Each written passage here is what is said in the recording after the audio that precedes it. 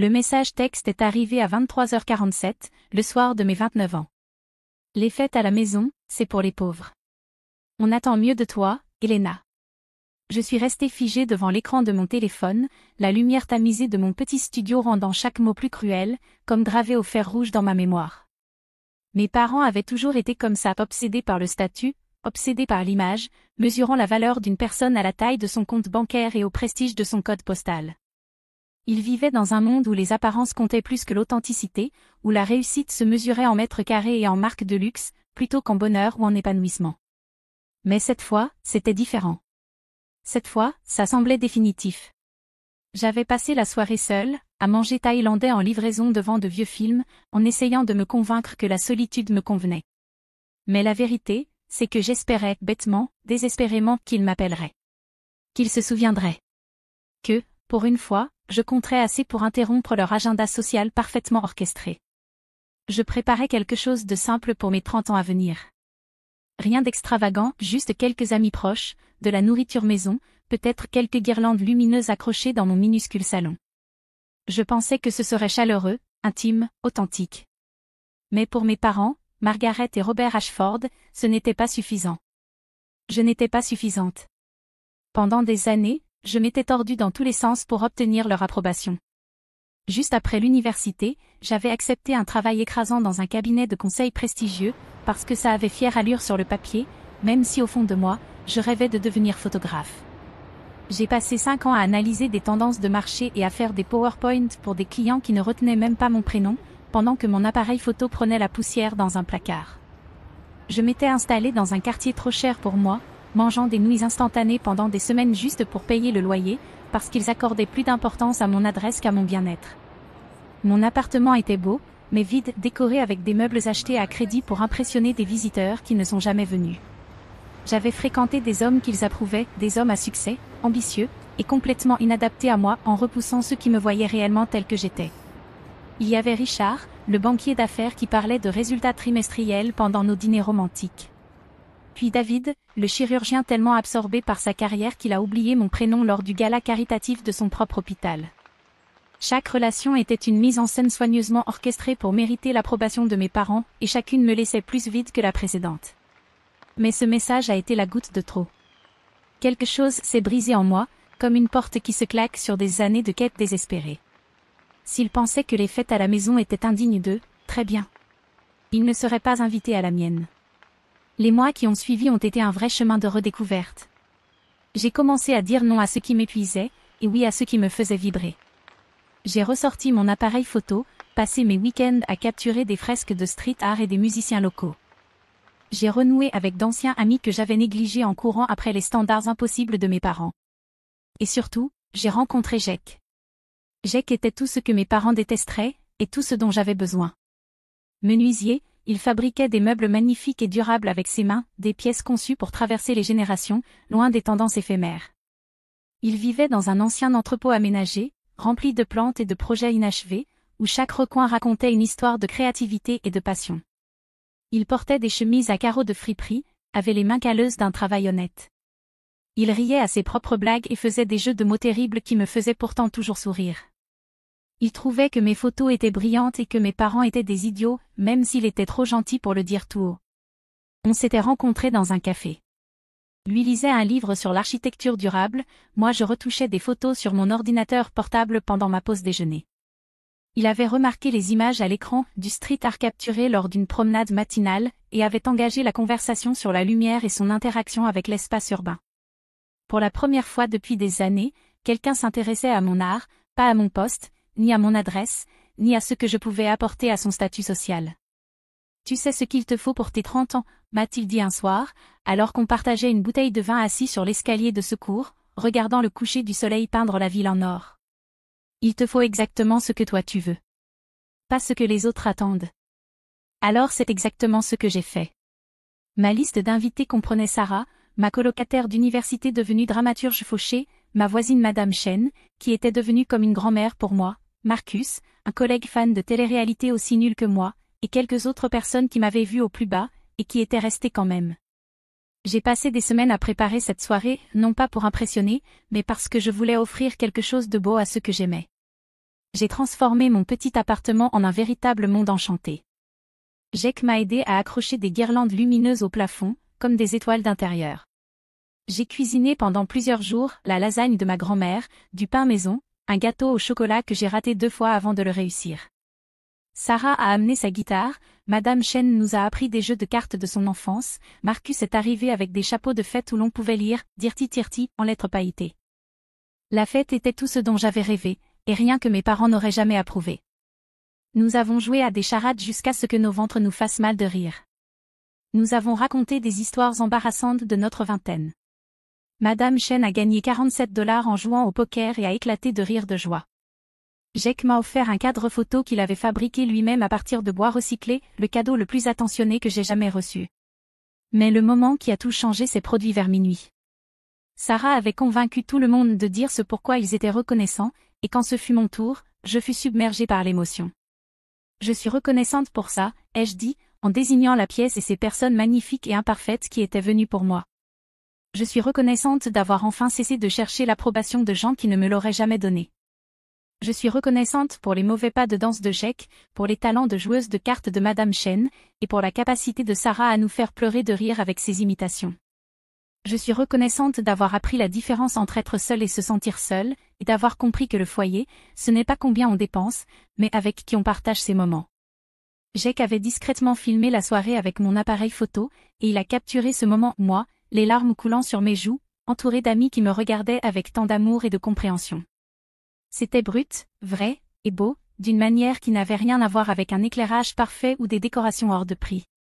2 jours plus tard, Sarah a posté une courte compilation vidéo sur son Instagram, juste des extraits de nous en train de rire, de danser maladroitement dans mon salon, de Madame Chen nous apprenant sa danse de la victoire après avoir gagné aux cartes. Elle a tagué la vidéo avec les hashtags DS fête authentique, #amitié vrai, #30 épanoui. J'étais hésitante au début, mais elle m'a convaincue que cela pourrait inspirer d'autres personnes à choisir l'authenticité plutôt que les apparences. Nous n'avions aucune idée de ce que nous venions de déclencher. La vidéo a commencé lentement, quelques centaines de vues de la part des amis du théâtre de Sarah. Puis quelqu'un avec une plus grande audience l'a partagée. Et ensuite quelqu'un avec encore plus d'abonnés.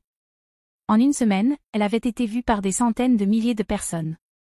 Les commentaires ont afflué de la part d'inconnus partageant leurs propres histoires de connexion sincère au lieu de célébrations superficielles.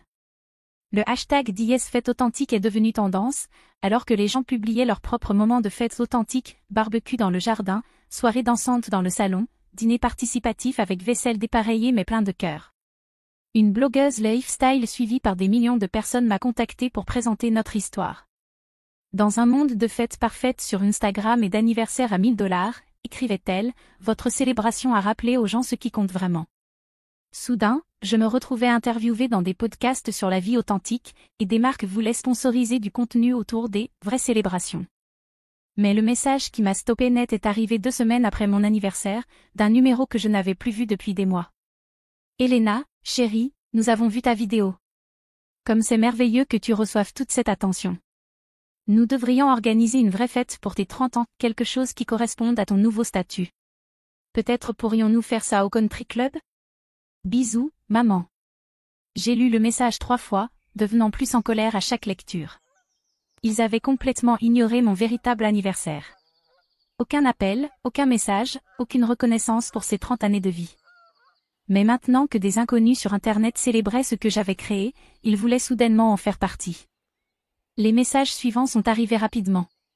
On pourrait inviter les Henderson et les Whitney, ils aimeraient beaucoup te rencontrer maintenant que tu es célèbre sur Internet. J'ai déjà parlé au club pour le traiteur.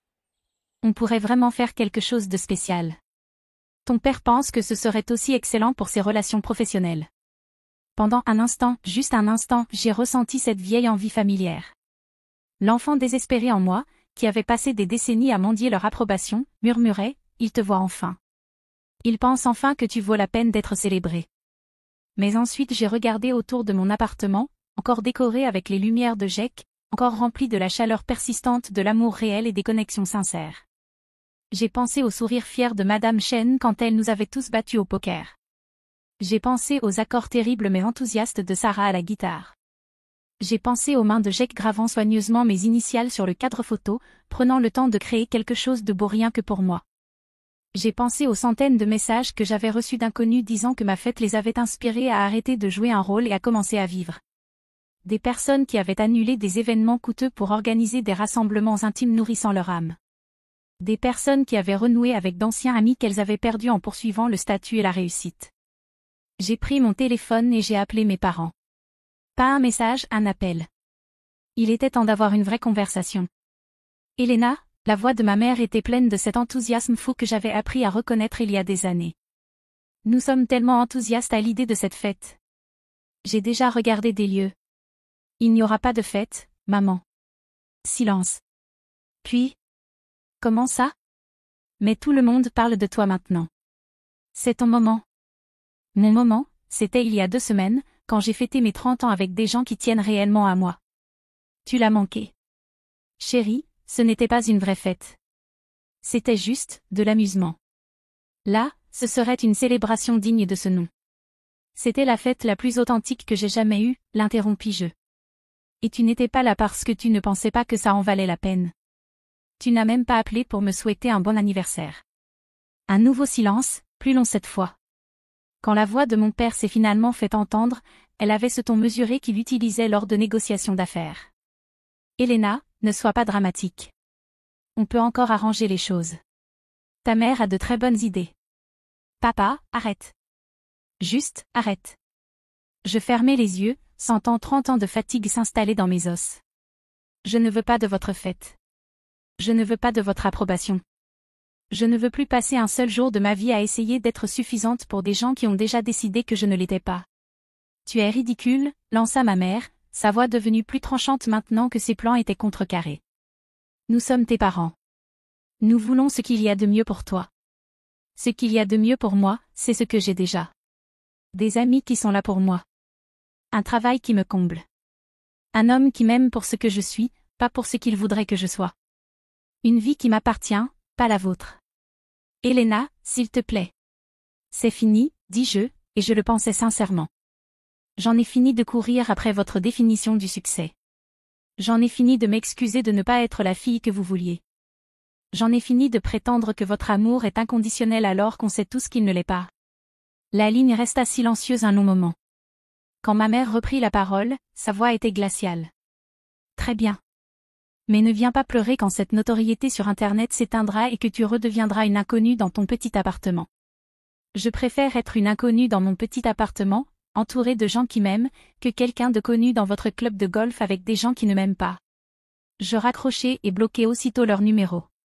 Pas par colère, enfin, pas seulement par colère, mais par instinct de survie. J'étais enfin libre, et je refusais de les laisser me ramener dans leur cycle toxique d'amour conditionnel et d'attentes irréalistes. Les mois qui suivirent furent une révélation. Sans l'épuisement constant de chercher leur approbation, j'avais enfin de l'énergie pour ce qui comptait réellement. Mon entreprise de photographie décolla, non pas parce que j'étais célèbre sur Internet, mais parce que je créais enfin un travail qui venait d'un endroit sincère.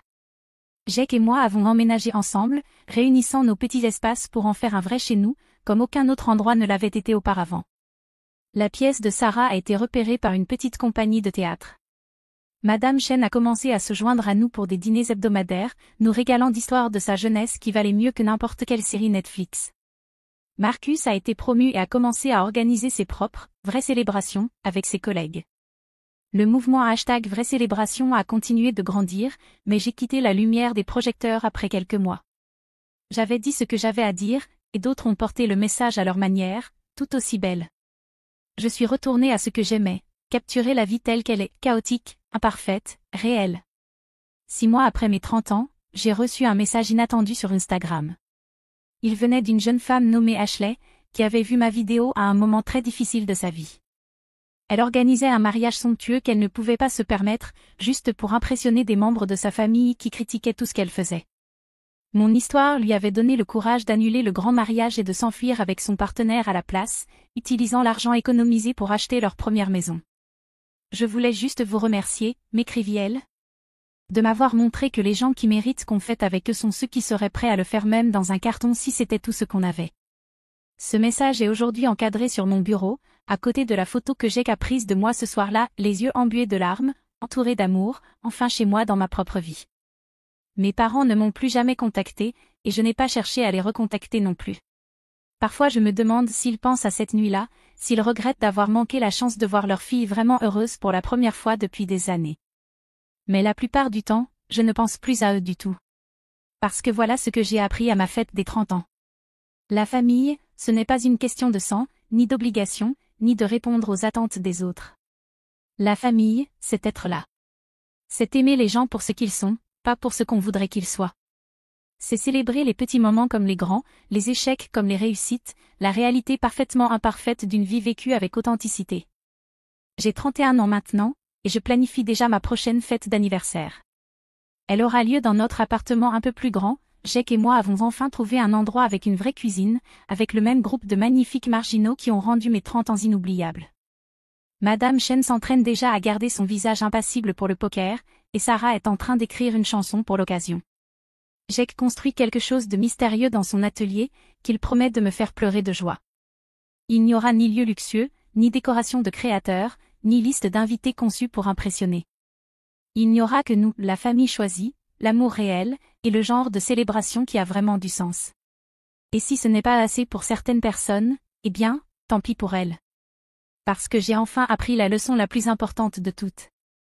Je suis déjà suffisante, exactement telle que je suis, entourée de gens qui voient cette vérité et la célèbrent chaque jour. Les fêtes à la maison ne sont pas faites pour les pauvres. Elles sont faites pour les riches, riches de ce qui compte vraiment. Et je suis la personne la plus riche que je connaisse.